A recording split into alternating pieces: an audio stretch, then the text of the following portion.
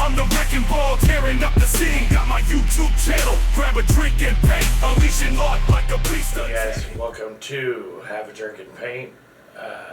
Tonight's episode is going to be about Dantes Hotel. It is on Tubi, free to watch. It has one of the biggest editing mistakes I think I've ever seen in a movie released.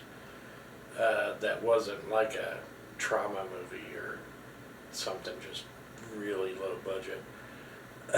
But this one is actually shot very well. The story isn't horrible. It's very predictable, but it is what it is. It's shot very well. Like I said, it has Judd Nelson and Ted Raimi. Outside the hotel, the banner is a little crooked to the left, so a little tacky, and we want everything to be perfect. So, Which is Sam Raimi, the director's brother, which was in a lot of his films, and a few other people. One of them being Emilio Rivera. He's been in a lot of stuff too. You can Google him and see what it looks like. You'll recognize him. But yeah, I will point out the big mistake. Kind of, I don't know, maybe midway through the movie. I may just put it at the end of the video. We'll see. Either way, I have my drink. I hope you have yours.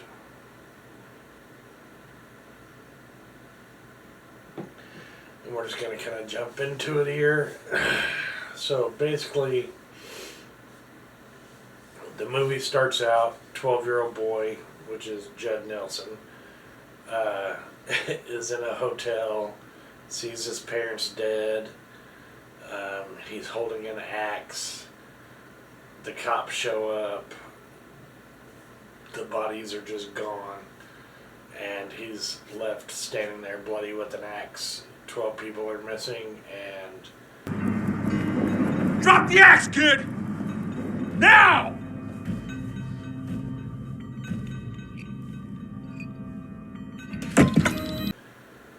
no bodies. So they couldn't convict him of anything. 12 years later, he goes back to the hotel. Pretty much the exact same thing happens. He's standing there holding an axe again. Don't move. What happened here? Where are they? Officer, it wasn't me. Officer, it wasn't me! And so they tried to prosecute him, but couldn't get anything to stick because they couldn't find any bodies. And again, another 12 people went missing. So anyways, now he's 48 years old. He rented out an entire 12th floor of the hotel. And they are now having a New Year's Eve bash, which is always when this happens.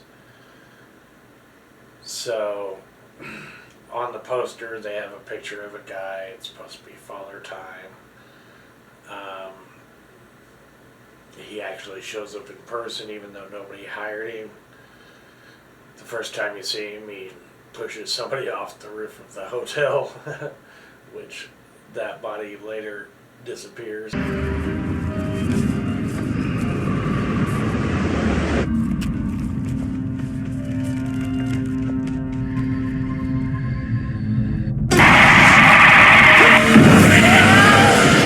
Anyways, as the movie progresses, everybody's suspecting Judd Nelson because he's coming in, throwing all these wild accusations, saying people are going to die. All kinds of just weird stuff. A cop shows up, questions him, very weird interaction. Mr. Brer? I'm Detective Rachel Stone with the LAPD. May I ask you what you're doing? Waiting for the elevator.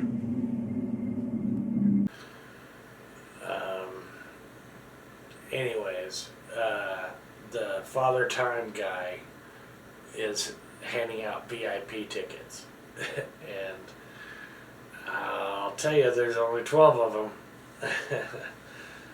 But yeah, he's handing out these VIP tickets.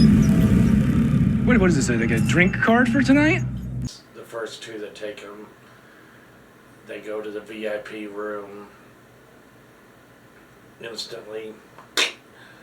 And the lady hosting the party sees one of the bodies and is freaking out, calls the cop back. She shows back up again.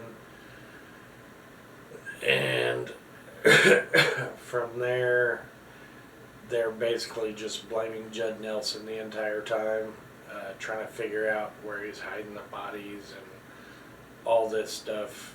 And in the meantime, Father Time is just going around handing out VIP tickets. They kind of figure out whoever owns this hotel also owns 12 other locations, and they're all haunted locations. So basically the idea is Father Time, also known as Death and Chronos and all this other stuff they wanted to throw in there, but Father Time has to sacrifice 12 souls at each location once a year. So that's why it takes him 12 years to get back to this location. That's the pattern. So anyways, long story short, Ted Raimi turns out to be Father Time. 12 years, or the gates of hell open. You try and stop me, everybody dies. I'm the good guy. You're disappointed, aren't you? And he's basically sacrificing 12 souls a year to keep the portal to hell shut, so that the portal to hell doesn't just open up and cause the end of the world. So technically it's for a good reason. The 12th ticket he tries to give to the party event manager, and of course she's the last one, and she has to be there by midnight or the portal opens up. Although Father Time can rewind time by an hour.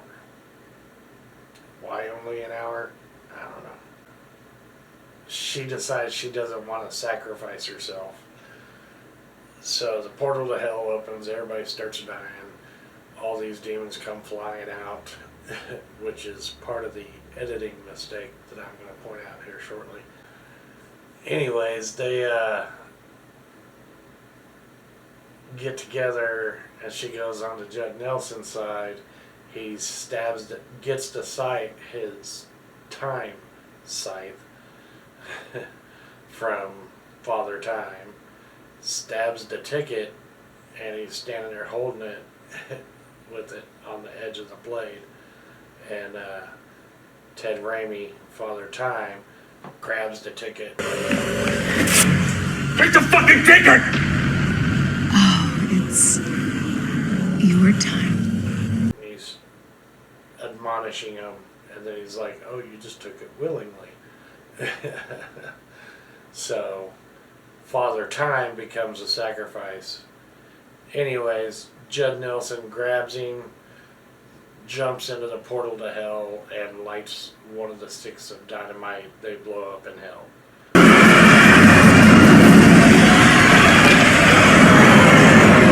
That's about that for that part.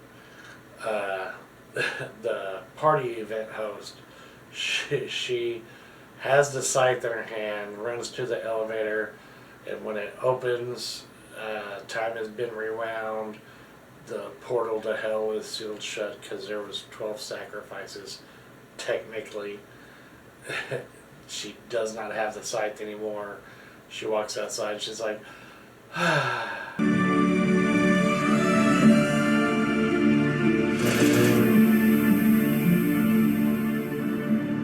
Happy fucking New Year. end of movie. So, what happens next year? is she gonna be the new Father Time? She even said so when he took the ticket. She's like, I'm the new Father Time, and takes the scythe. But yeah, that's just where they leave it. So anyways, the editing mistake is very early on in the movie. I was watching it, and it just abruptly cuts to a scene of Judd Nelson ducking these flying demons in like a tunnel, and then it cuts back to what they were doing, and I was like, what the fuck?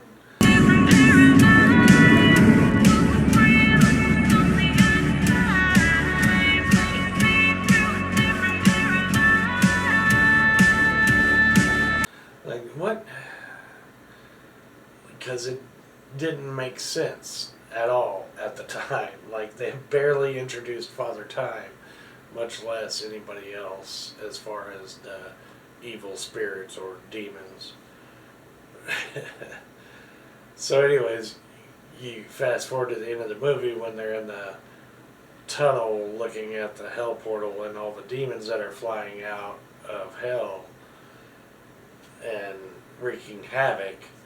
You see the exact same scene where he's ducking the demons as they fly past him.